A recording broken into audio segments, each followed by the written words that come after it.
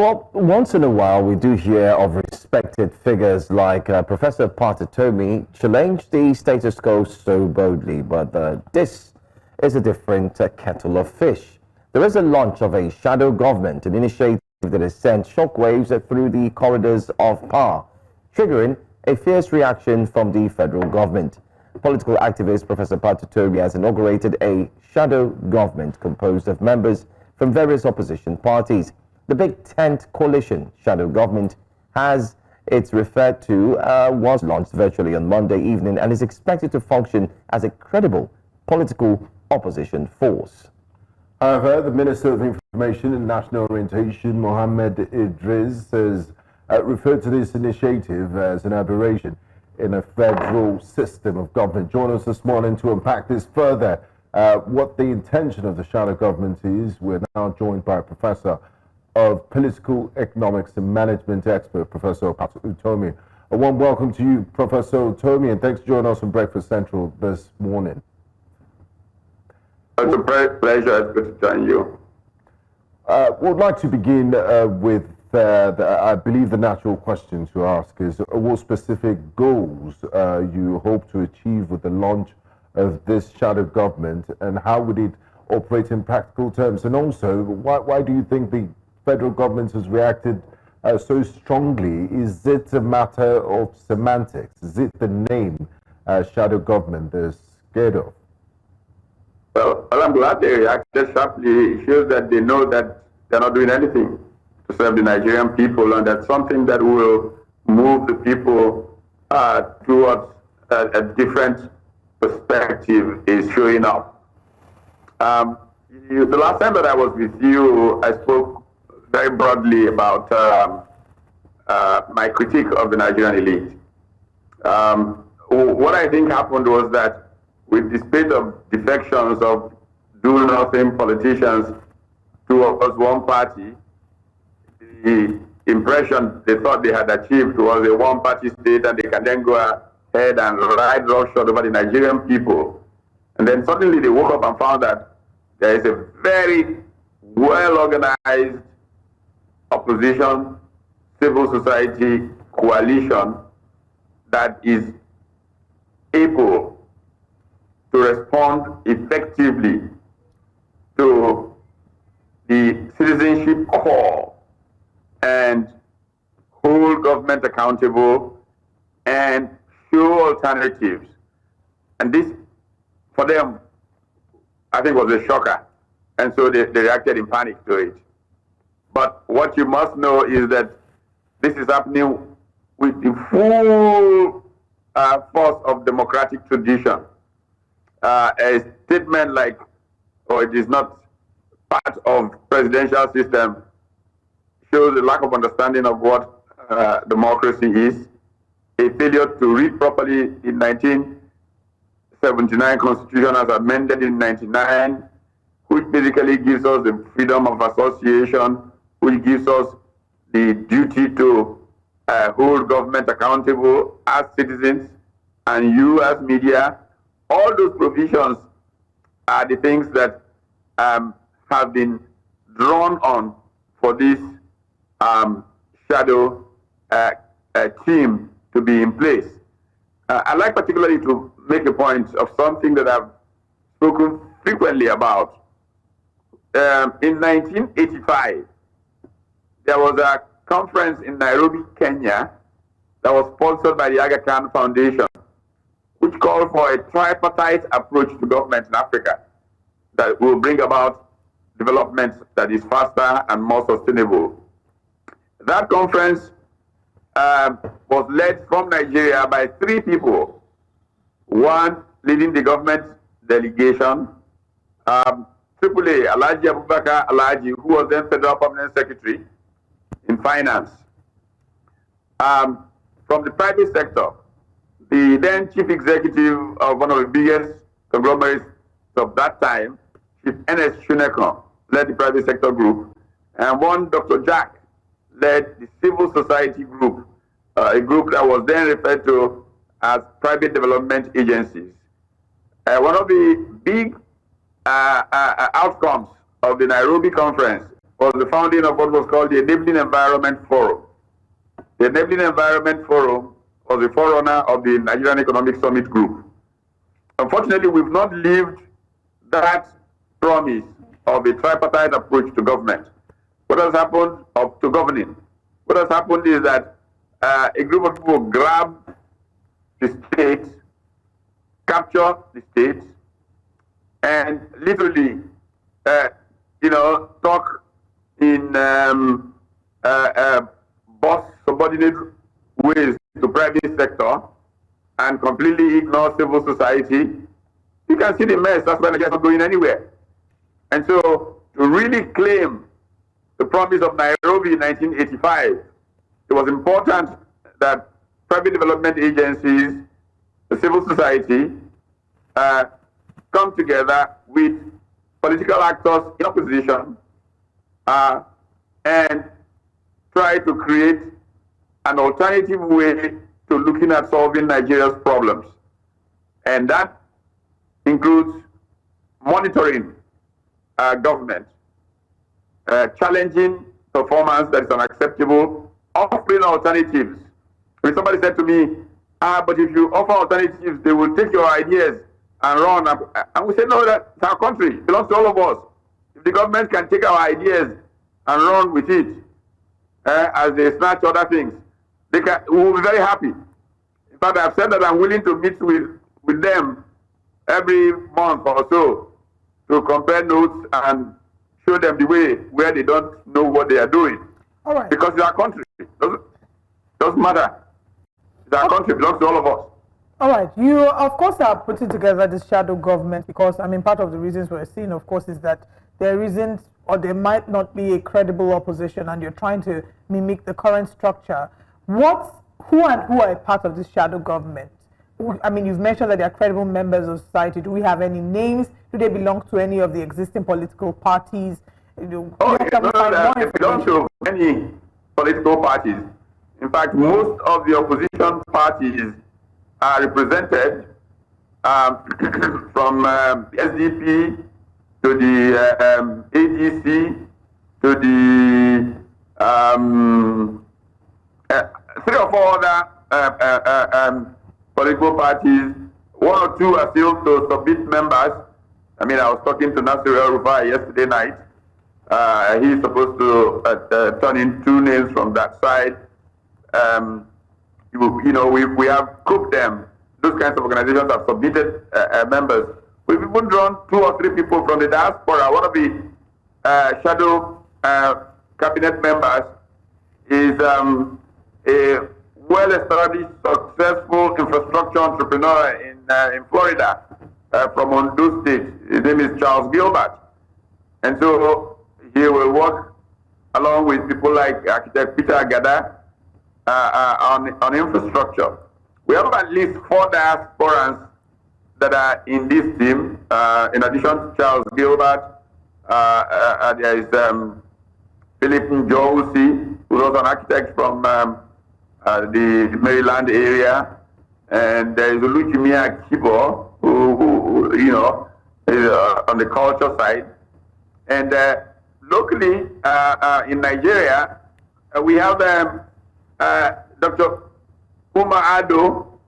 Dr. Ado is specifically going to be responsible for electoral reforms and INEC monitoring in the team. As you know, from the list that I spoke to at the inauguration, Dele Farutimi is going to have responsibility as good governance dealing with the ombudsman kinds of issues in making government work. Then, of course, we have people like Aisha Yusufu, who are on this, Ibrahim Abdul Karim, of course, Charles Odibo is our shadow information person, and so on and so forth. All right.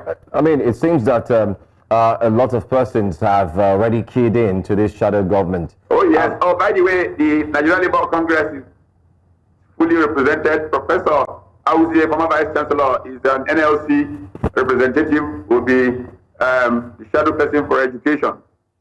You know. Okay, I mean, just as we know, many have also said that shadow government is basically more like a cryptocracy. And the current federal government, I mean, are not set to allow that to happen.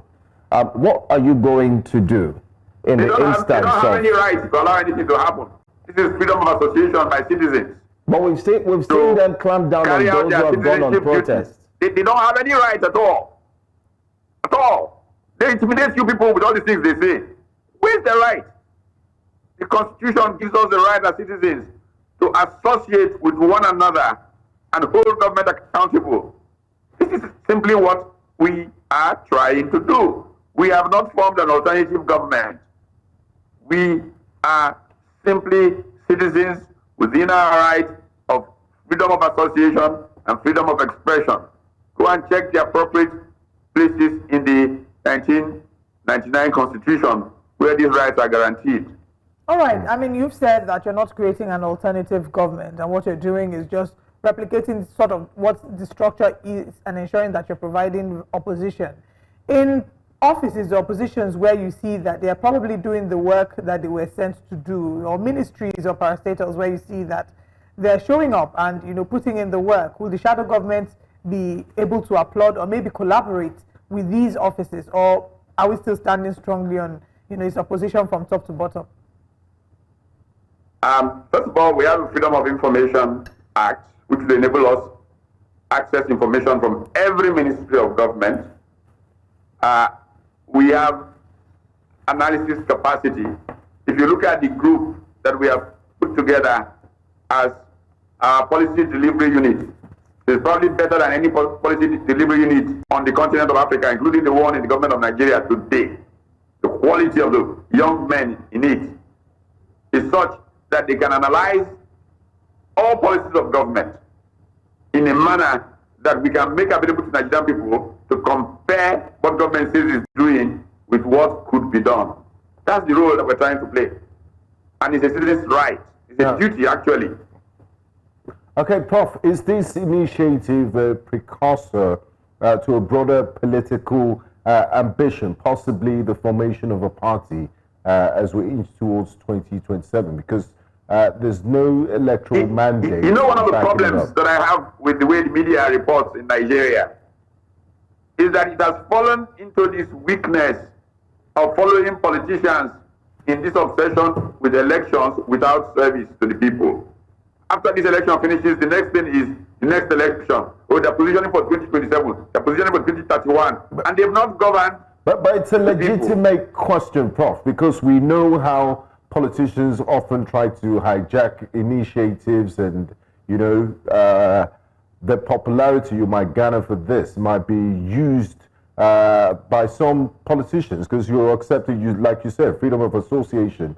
You might have politicians that have their ambitions, and then they will hijack this initiative to push on their own personal agenda.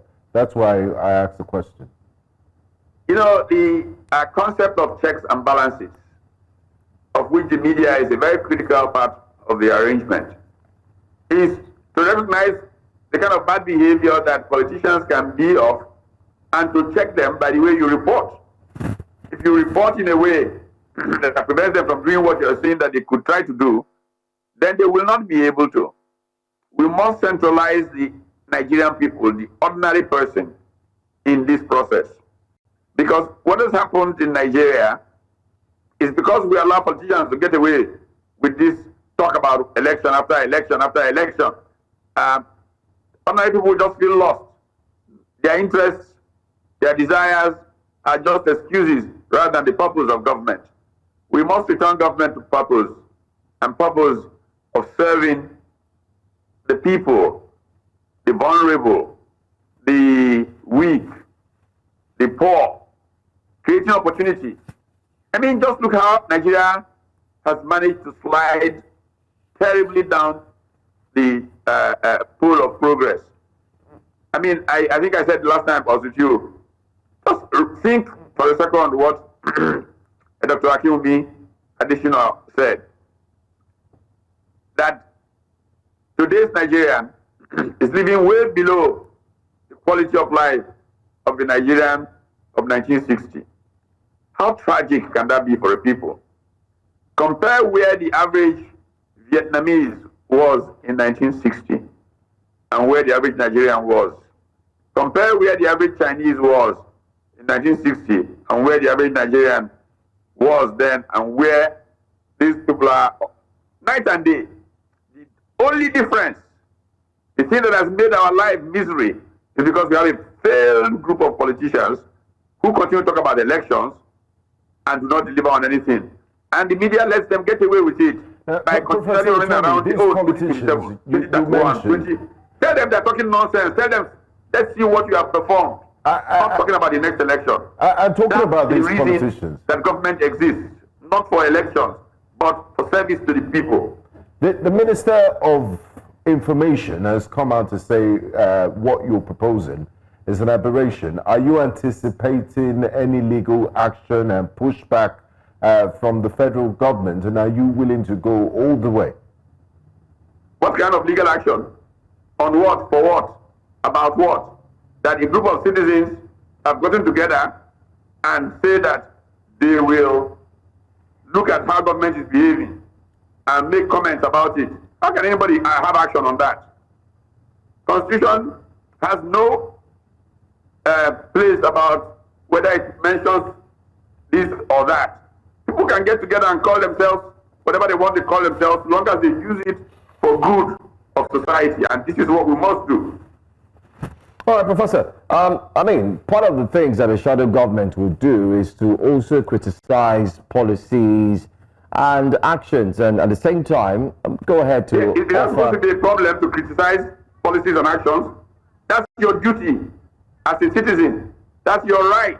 If you don't do it, then you are negligent and you are complicit in the failure of Nigeria. As a journalist, as a citizen, everybody has a moral obligation to participate in the democratic process. So if a group of citizens organize themselves to do that, they should be celebrated, not government speaking up. It just shows how ignorant the government is. Because if they were not ignorant, they will know that the statement was baseless. You cannot say to citizens who are getting together to say, we want you to be accountable, that is an aberration.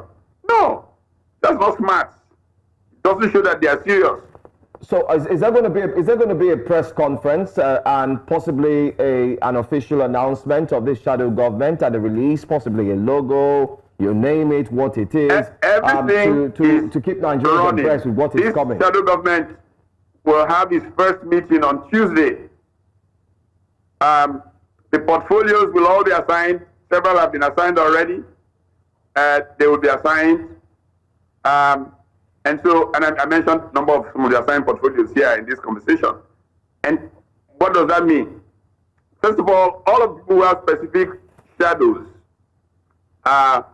will be part of the process of picking 3 younger people who will be, technically if you want to call them that, understudies or essays to each shadow spokesperson. That is our way of developing a pipeline for young leaders to develop them. You know, this country doesn't develop leaders, it just gets charlatans who carry ballot boxes around and appoint them this or that. And that's why we don't understand leadership. We don't see our country making progress. But if now we take each of these shadow positions, find several 30-something-year-olds who are gifted, talented, and begin to mentor them and nurture them and train them here and abroad, that they understand what leadership means, sacrificial giving of themselves for the advance of the common good, in the expectation that you will get the reward of immortality, you will get the reward of being remembered in history. Then we will begin to make progress as a country. This is what this process is about. All right. Thank you very much, Prof, for joining us this morning on Breakfast Central. We look forward to having you again, and we'll follow up with the updates regarding the shadow government. Great pleasure. Thank you. All right.